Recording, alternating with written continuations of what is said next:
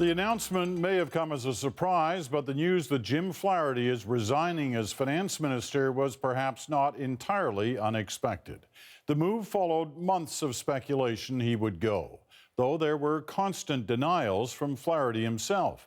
Instead, he focused on his record as one of the country's longest-serving finance ministers, the only finance minister Stephen Harper has ever had, and his enduring promise to return Canada to a balanced budget.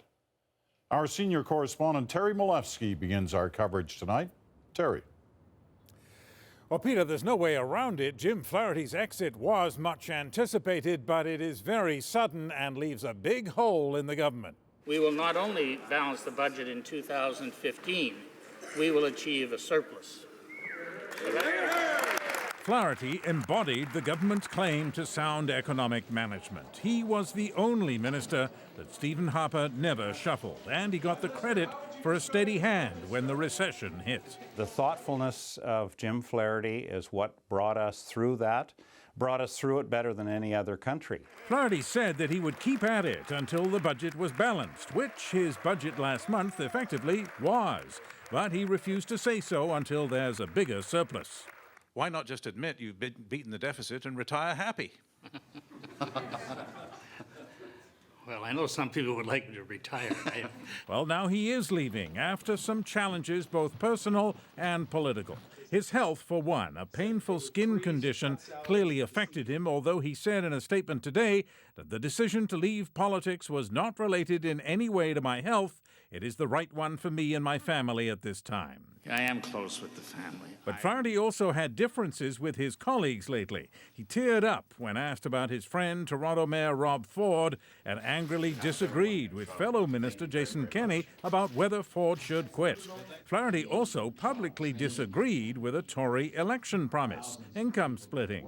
I think income splitting needs a long, hard, analytical look.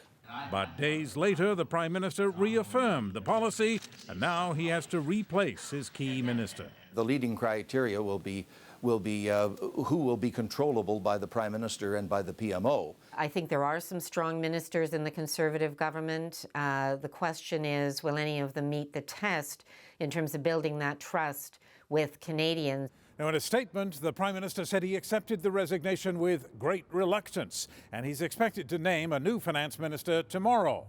As for Jim Flaherty, he's obviously well placed to make some serious money in the private sector, but he hasn't said just where he is going, Peter.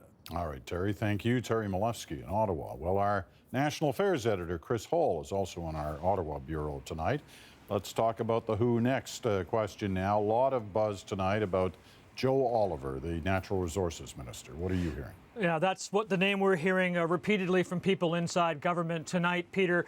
Joe Oliver, a former investment banker on Bay Street, trusted by the people who run businesses in this country, and one person who will really continue the path that the government has taken to try to cut spending and to eliminate that deficit. He is bilingual, another big issue here, and was the author of the Sinuk-Nexen deal. That was a takeover bid by the Chinese company that bought them into the oil sands and caught Stephen Harper's eye for that. And if there's a clincher in all this, Peter, tonight, Joe Oliver canceled a planned appearance and an announcement in Vancouver tomorrow and flew back to Ottawa tonight. I guess one of the other things he's got going for him is that he's not one of those who's often rumored to be positioning themselves for a future leadership run. Well, that's right. The other names you would think of more prominently are people like Industry Minister James Moore and the Skills Minister Jason Kennedy. But both, like Oliver, are in obviously key economic portfolios, but unlike Oliver, are touted as possible leadership candidates when Stephen Harper returns.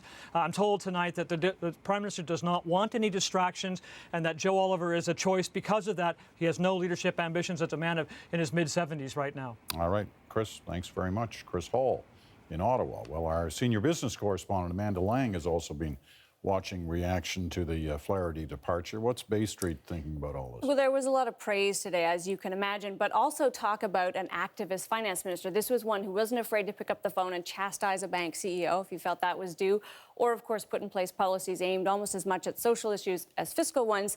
It is interesting to note he's being praised for his efforts to create a single national securities regulator, and that is one job he's leaving unfinished. You know, they must be tossing a lot of names around on Bay Street. Are they tossing the Joe Oliver name around there? I got to be honest, I heard a lot of names. You just heard some of them. Joe Oliver was not on the list from anybody I talked to on Bay Street this afternoon or this evening. So take that for what it will. I'll tell you that stability and continuity is important to the business community. Now, Jim Flaherty's put in place a budget and a plan.